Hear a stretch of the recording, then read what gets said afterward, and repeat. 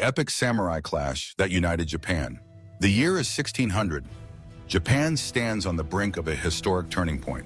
For over a century, the land has been torn apart by endless wars between feudal lords, an era the Japanese call Sengoku Jidai, the Warring States period. There is no unifying law, no central authority strong enough to impose order. Only swords, bows, and blood. In the cold winds of late autumn, three names echo across the battlefield of politics. Oda Nobunaga, the man who began the quest for unification, Toyotomi Hideyoshi, who carried it forward and nearly completed it, and Tokugawa Ieyasu, the man who would forever change Japan's destiny. When Hideyoshi died in 1598, he left behind a son, Toyotomi Hideyori, just 5 years old, far too young to rule. A council of 5 regents was appointed to safeguard the Toyotomi legacy, and among them, Ieyasu stood as the most powerful. But power is a double-edged sword. As Ieyasu's influence spread, many daimyo feared he would seize the entire nation, turning vows of loyalty to the Toyotomi into empty words. One man, Ishida Mitsunari, a brilliant strategist and staunch Toyotomi loyalist, rose to rally the opposition. His faction became known as the Western Army, while those who supported Ieyasu formed the Eastern Army. The nation split in two, and all roads converged on a fog-covered valley in central Japan, Sekigahara. Here, on a brisk morning in October, the fate of Japan would be decided in just a few short hours. As dawn approached on October 21st, 1600, a thick blanket of mist clung to the valley of Sekigahara. Beneath it, 2 massive armies prepared for a clash that would decide the future of the nation. The Eastern Army, led by Tokugawa Ieyasu, fielded around 85,000 men.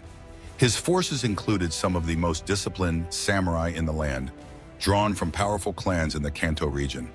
Ieyasu positioned himself at the rear, not because he feared battle, but because he wanted the clearest view to direct the fight, a master tactician surveying his board.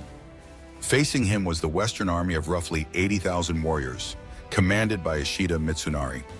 Mitsunari was not famed for his martial skill, but for his strategic cunning and political connections. He arranged his men in a broad defensive arc, holding high ground where the morning fog could conceal their movements. On paper, it was a balanced fight, yet the battlefield was more than swords and banners. Behind the scenes, Ieyasu had already played his most dangerous card, diplomacy laced with betrayal. In the weeks before the battle, he had secretly negotiated with several key Western Army commanders, promising them lands and titles if they turned against Mitsunari at the decisive moment. The most important of these was Kobayakawa Hideaki, a young daimyo whose loyalty was wavering. As the first light pierced the mist, tension gripped the valley.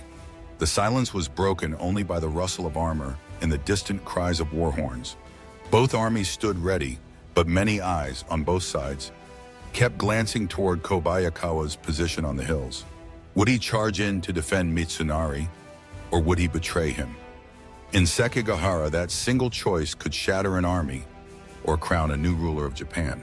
The mist began to lift, revealing banners fluttering in the cold autumn wind, crests of proud clans, each carrying centuries of honor into battle. Then, with the blare of conch shells and the beat of war drums, the silence shattered. The Battle of Sekigahara had begun. From the east, Ieyasu's forces advanced steadily, their Ashigaru foot soldiers locking spears into tight formations, while samurai on horseback surged forward. Arrows darkened the sky, followed by the deafening roar of matchlock gunfire. The Western Army met them with equal ferocity, their own arquebusiers firing in disciplined volleys. At first, the fight was balanced, a brutal exchange of steel and gunpowder. The valley shook under the charge of cavalry, and the cries of the wounded rose above the clash of blades. Ishida Mitsunari, watching from his command post, believed his defensive line was holding. His men fought with the loyalty of those defending not just a leader, but the legacy of Toyotomi Hideyoshi. But far to the south on the slopes of Mount Matsuo, Kobayakawa Hideaki's troops remained still. Thousands of warriors stood idle, their banners unmoving. Mitsunari assumed his ally was waiting for the right moment to strike, but Ieyasu had grown impatient. Suddenly, the Tokugawa cannons roared, not at the Western Army, but at Kobayakawa's position. The booming blasts were not meant to destroy, but to send a message, Choose your side now. Moments later, the hills erupted. Kobayakawa's forces charged, not into the eastern ranks, but into the exposed flank of the Western Army. Panic spread like wildfire. Soldiers who had fought bravely moments before now turned in confusion, seeing allies become enemies. And the betrayal didn't stop there. Other Western commanders, secretly aligned with Ieyasu, joined the attack on their former comrades. In an instant, the battle's balance shattered, and Mitsunari's dream of victory began to crumble. Once the first crack appeared in Mitsunari's lines, the entire Western Army began to unravel. Kobayakawa's sudden assault struck like a hammer to the side of a fragile vase, sending shockwaves of panic through the ranks. Warriors who moments earlier had fought shoulder to shoulder now found themselves surrounded, unsure who was friend or foe. Ieyasu seized the moment. From his position, he unleashed his reserves, ordering fresh troops forward to press the attack. The disciplined Eastern armies surged into the gaps, cutting down retreating soldiers and tightening the noose around Mitsunari's forces. On the western left flank, commanders who had secretly pledged to Ieyasu, men like Wakisaka Yasuharu and Ogawa Tsukitada, turned their banners against Mitsunari. What had begun as a battle between two evenly matched armies transformed into a slaughter. The valley became a maelstrom of chaos, the thunder of hooves, the crash of steel, the screams of the dying. Blood mixed with the autumn mud as bodies fell in waves. Ishida Mitsunari, watching the destruction from a distance, realized the unthinkable. His army was collapsing from within. By midday, organized resistance had all but vanished. Pockets of loyal Western soldiers fought to the death, buying time for their leaders to escape. But most were cut down where they stood. Those who surrendered often found no mercy. This was not merely a battle, it was a decisive purge. When the smoke finally cleared, the banners of Tokugawa Ieyasu stood alone over Sekigahara. In just 6 hours, the fate of Japan had been sealed. The Western Army was no more, and Ishida Mitsunari's grand gamble had ended in ruin. The Battle of Sekigahara ended swiftly, but its consequences would echo for centuries. For Tokugawa Ieyasu, the victory was absolute. Not just a military triumph, but a political masterstroke that reshaped Japan's destiny. In the days following the battle, the once proud commanders of the Western Army met grim fates. Ishida Mitsunari, captured while trying to flee, was paraded through the streets of Kyoto before being executed, a public warning to any who might challenge Tokugawa rule. Other key figures such as Kunishi Yukinaga and Enkokuji Eke were also hunted down and beheaded. The purge extended beyond the battlefield.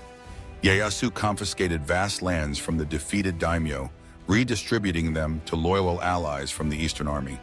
In doing so, he dismantled the power base of his rivals and bound the victors to him through wealth and obligation. Those who had betrayed Mitsunari, like Kobayakawa Hideaki, were rewarded lavishly, though some, burdened by guilt and public scorn, would meet tragic ends in the years to come. But the true prize for Ieyasu was not land or gold. It was legitimacy. By crushing the Western Army, he had eliminated the final obstacle to his supremacy. 3 years later, in 1603, the emperor bestowed upon him the title of Sei Tai Shogun, Shogun, supreme military ruler of Japan. This marked the birth of the Tokugawa Shogunate, a regime that would maintain peace and order for over 250 years, in what became known as the Edo period. For the people of Japan, the constant wars of the Sengoku era had finally ended. Yet the unity achieved at Sekigahara came at a steep cost, a price paid in betrayal, blood, and the ambitions of men who would shape history. Thank you for respecting history. Don't forget to like, subscribe, and write the bell so you don't miss any battles.